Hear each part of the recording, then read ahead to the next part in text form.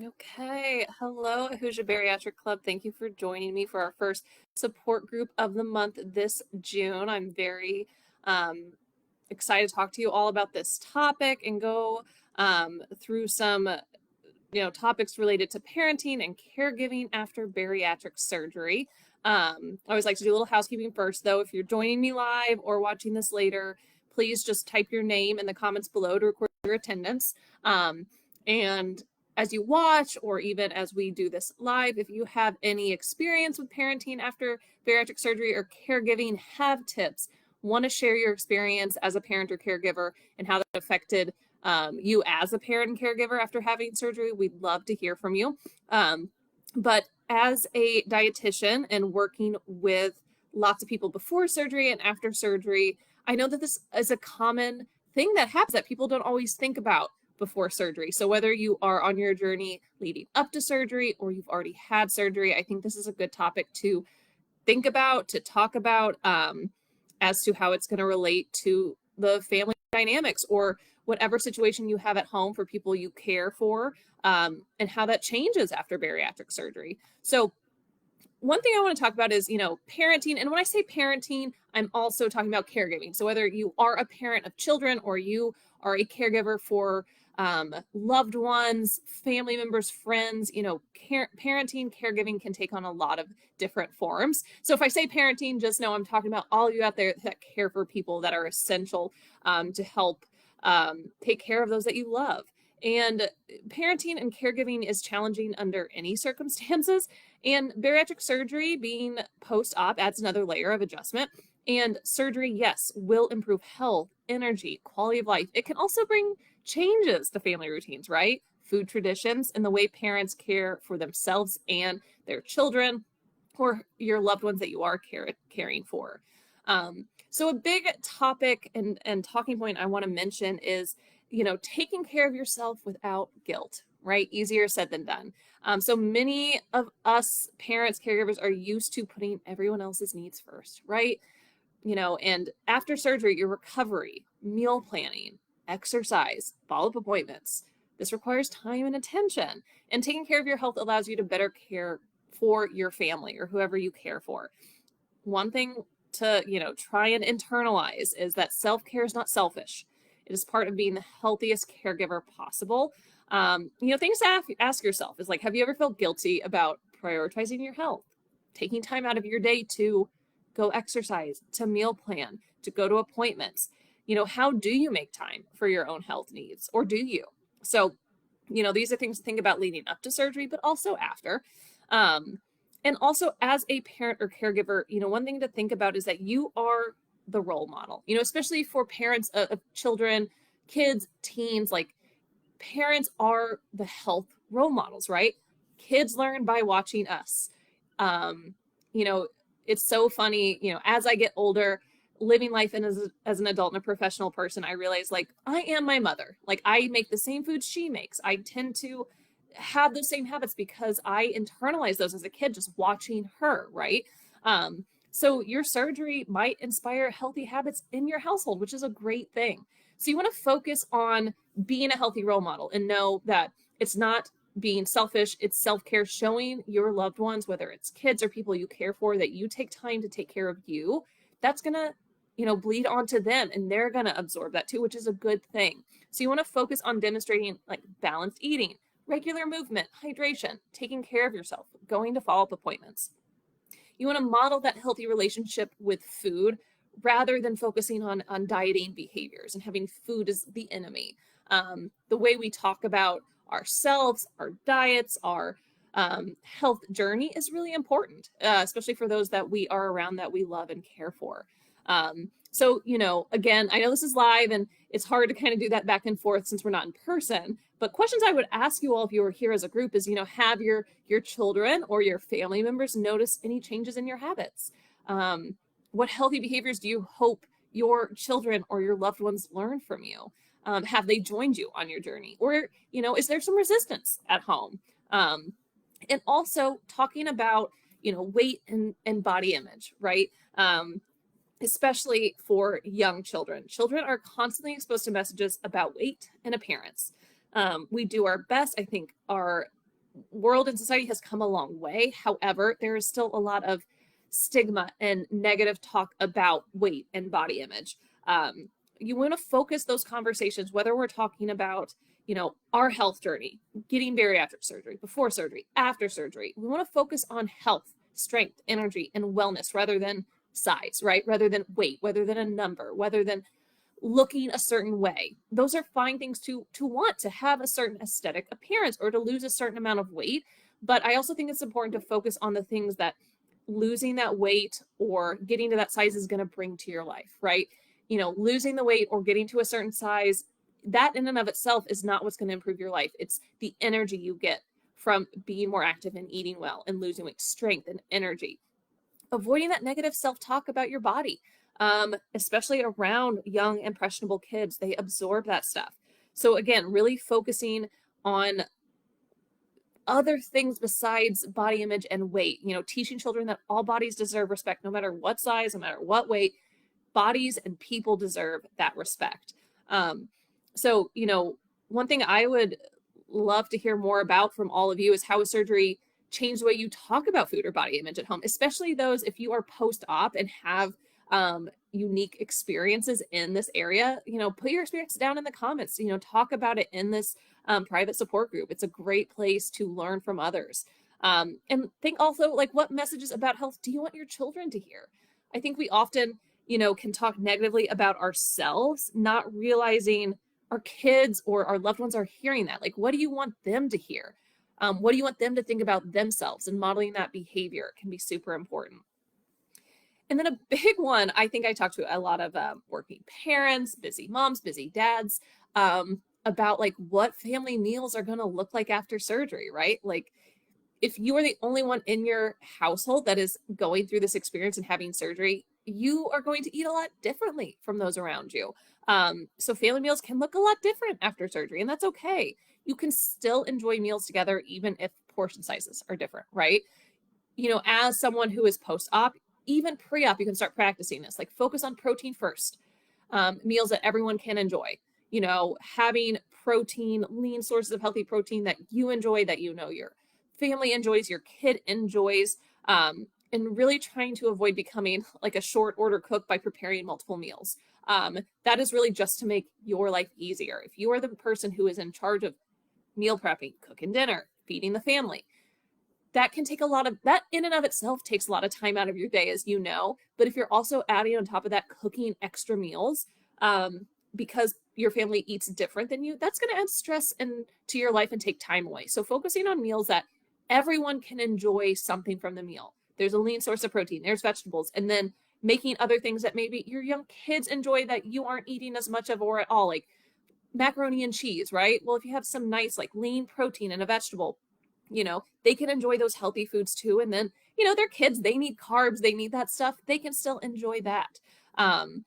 So, if any of you are joining me live or have experience with this, like, what are some challenges you have faced with family meals since surgery? And if you've got any good tips, any recommendations, we'd love to hear from you.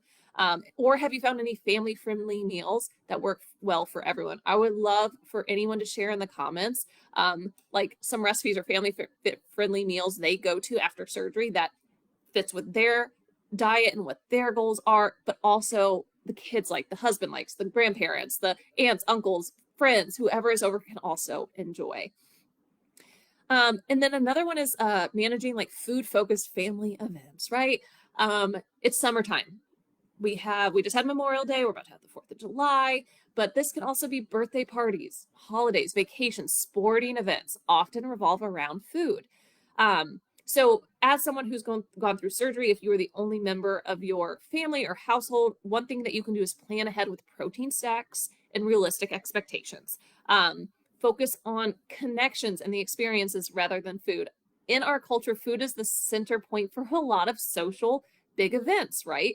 Cookouts. I'm guilty of, like, if I'm going to a baseball game, I want a hot dog. If I'm going to a fair, we just had Heron Fest here in my hometown, corn dogs, fair food. Focusing on other experiences other than the food. You can still like eat your lean protein, prepare before you go, and enjoy that experience without having the hyper focus on the food. and also giving yourself grace if it doesn't go perfectly. I think I've probably said this on here. I say it to my patients. It's kind of my own mantra as a dietitian that your body, most days, especially, few months post-op, your body, doesn't care what you do in one day.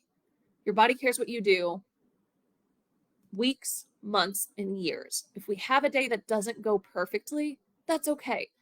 Get back on track the next day. You want to get out of that mindset of like, oh my gosh, it didn't go perfectly, so I'm not even going to try. No, it's like, oh, that wasn't ideal. I'm a human. I'm not a perfect person. I wasn't in a situation that set me up for success. I tried, but hey, I'm just going to get back on track tomorrow. Not every day is there a holiday or a birthday party, a vacation, a sporting event, a fair. So just remember, these are just small windows of time in your life and that you can get back on track the next day. But things to think about, if you're pre-op and you're kind of like thinking about this stuff, is what family events are most challenging for you, or what do you think are going to be most challenging for you, and what strategies have helped you stay on track?